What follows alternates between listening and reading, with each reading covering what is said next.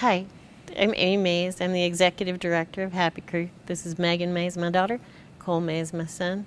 This topic is what to do when your kids are self-harming or suicidal or any other destructive behavior. What do you do?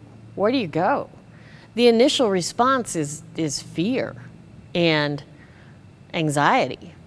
And then what do you do? How do you get through that? How do you help? We've talked a lot about active listening. We've talked a lot about helping own your life. One of the key things is to ask, be direct. Say to your child, I see these marks on your arm and I'm concerned.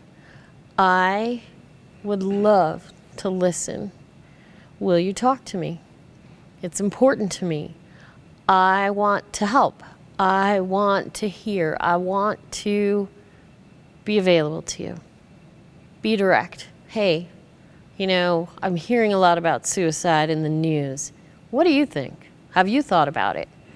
Have your friends talked about it? What would you do if your friend talked to you about it? All these questions are really okay for you to ask. I know it sounds weird, but it's okay for you to ask, because once the space is open, like, you can talk about hard things here with me and I will stay with you and I'll be vulnerable and it's okay. This is a safe space. Creating a safe space for conversation, being willing to hear hard things. Those are essential when you're talking to anybody, but particularly your kids, because they don't want to disappoint you. They don't want you to maybe overreact or yell at them or say, hey, get over it, which every parent just wants to say, oh, come on. But the truth is, the more open the conversation, the more able you are to hear hard things like, I'm hurting. Mom, I don't know what to do. Life feels way too big for me.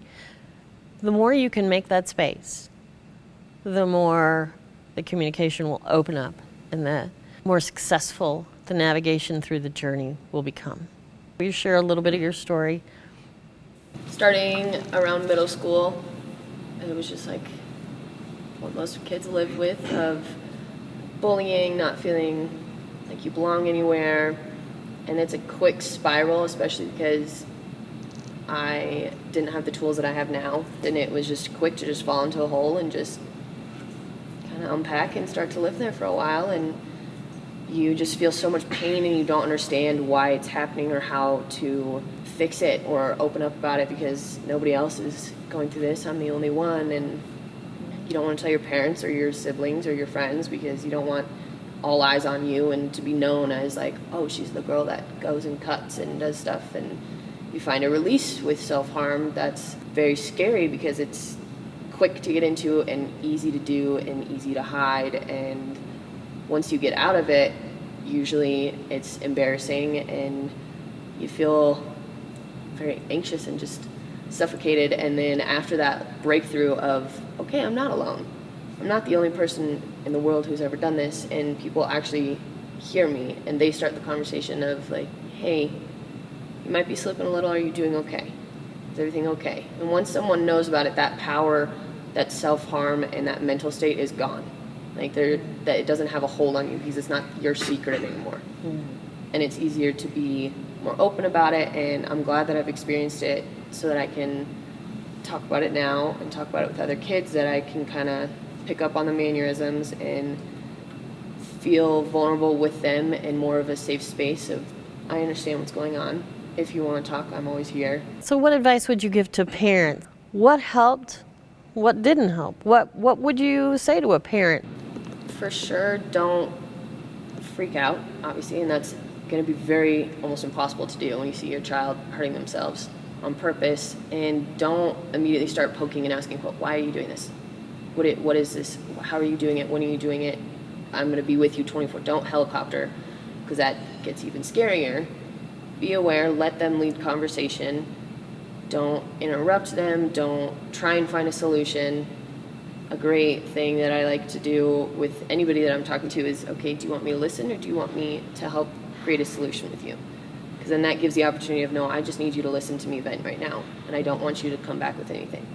or I need to vent and I need to hear how you can help me with this, if that makes sense. And so I think it's important for parents to let the kid be in control of the conversation and watch them, and you know when it's getting really, really bad. And as long as the kid feels like they're in control and that this isn't ruining their life and it's embarrassing and they can feel vulnerable and in a safe spot, that's the biggest part. What are you thinking? I think when Megan brought up the point of, once it's out there, it has no more control over you. Once you share it with someone. Parents talking to their kids who are doing self-harm, who are considering suicide, that freak out moment of, I have to fix this, there's like a comfort in knowing, okay, the fact that they've even shared, there's a freedom within that. And there's actually boundaries breaking within that space. And then to continue on with that relationship and continue to move into those vulnerable spaces in that initial conversation. Do you think that there are more tools that or there's different steps that we take? Yes, right? absolutely, for different things. For self-harm, just to say, I don't like that. I don't like to see you hurt. Own it. It concerns me. I'm going to check in with you. Please let me know if you feel helicoptered over, but please know that I want to check in. So that's the first thing, is to be open in that communication. And the second thing is, the difference between when your child first has a cold and it's a sneeze and a cough, you're like, Then if it gets worse, and you can hear it and you can sense it and pick it up. You're like, all right, we might get you some cough medicine before you go to sleep. And then if it progresses, you're like, we better go to the doctor and get checked for strep. We got to see, this is continuing. Let's continue the process with the physical stuff. You go to the doctor. You just follow a normal progression. It's the same with the mental part of your life. You can see, okay, there's more withdrawing, there's more pain, there's more, things are getting better. I don't think it's getting better. Help me understand. Is it getting better?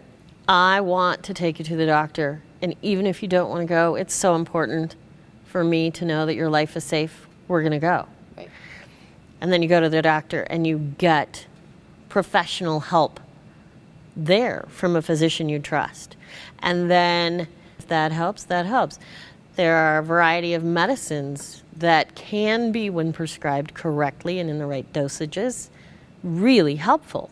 If your child is suicidal, 911 is your best friend. Even if it doesn't make you popular, it will keep your child there for the next day for them to yell at you for calling 911. But it's important to do it. If your child is suicidal, if they're talking about suicide, if they have access to pills or Tylenol or things that they could use to end their lives, call 911. Just call 911. A 3-day hold is not an indictment. It's a moment. I think it's also critical for parents to understand that this is not their fault or not a reflection on them. Right. Like, I can't let people know that my daughter cut herself. People are going to think I'm a terrible parent. Ooh, we got to keep this a secret because I don't care how bad it looks on you. I don't want to look that bad on me either. This is our secret. We're in it together. Right. And that is absolutely not helpful. If you try to own it or you try to make yourself a piece of it, it's not helpful. Right. And it's not because you're a bad parent. It's because something is happening for your child. Be the parent you want to be by stepping in. And yeah, there are times when you got to be firm and say, we're doing this. We're going to the doctor no matter what. Or, I have the keys to your car. 911 is on the way. We're going. I'll be there with you at the hospital, but we are going because your life is that important to me. I'm willing to let you be mad at me. Those kinds of things I think are essential, and that's sort of the progression. And issues like that don't always make a clear progression. Sometimes kids just have a really, you can just kind of flip. But taking the time to listen and understand what's happening and then doing the right thing is critical. Would you add any points to that? At what point do people call 911? They call 911 when your child says, I want to die. It's pointless for me to be here. I'm going to kill myself. When, they run upstairs and lock all the doors and you can hear the medicine cabinet. That's when you call. And it's being executed. Yeah. When there's a clear or plan. possible execution. But there's never a wrong time. Yeah. If you're just calling on what I think I'm just really scared and really worried. Okay, we'll send somebody out to talk and see what's going on. Professionals are professionals for a reason. Suicide should not be allowed to be thrown around in any kind of casual conversation.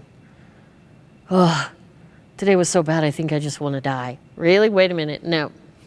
Tell me how you feel. But when you use that phrase, I am going to respond to you. That's not something we just throw around. Right. That phrase means this. So don't just kick that around.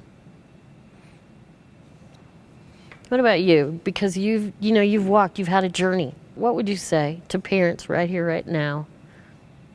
Giving them affirmation that you're there, you're available. This isn't life-ending or embarrassment on the family and all of that, because then that takes a toll on the kid even more of just, oh, well, now I'm not only embarrassed with myself, but my mom's embarrassing me, or my friends and family are embarrassed or scared, or, you can have your emotions, but don't make the kid feel even worse about it.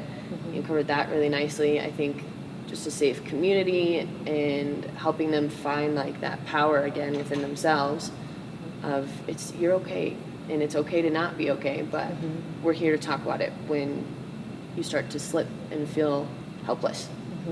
And I think that's super important. It's a serious matter. If your kid ever brings it up to you, I'm self-harming or I'm considering it, don't shut it down. Don't be like, oh, okay, whatever, that sucks, get over it, because then that door will be shut for years and will take forever for you to open it up again.